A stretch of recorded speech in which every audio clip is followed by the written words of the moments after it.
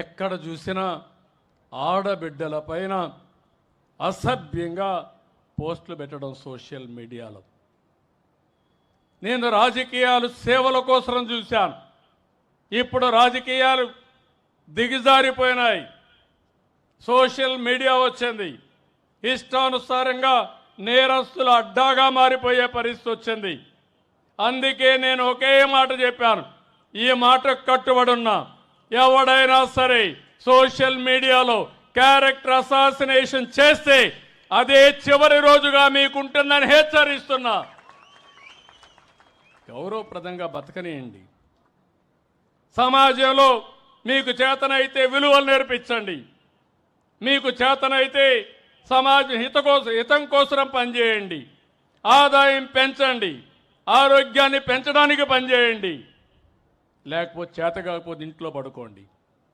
పిల్లలకు నేరాలు నేర్పించండి. రౌడీజం నేర్పించద్దండి. ఇది మంచి పద్ధతి కాదని కూడా హెచ్చరిస్తున్నా.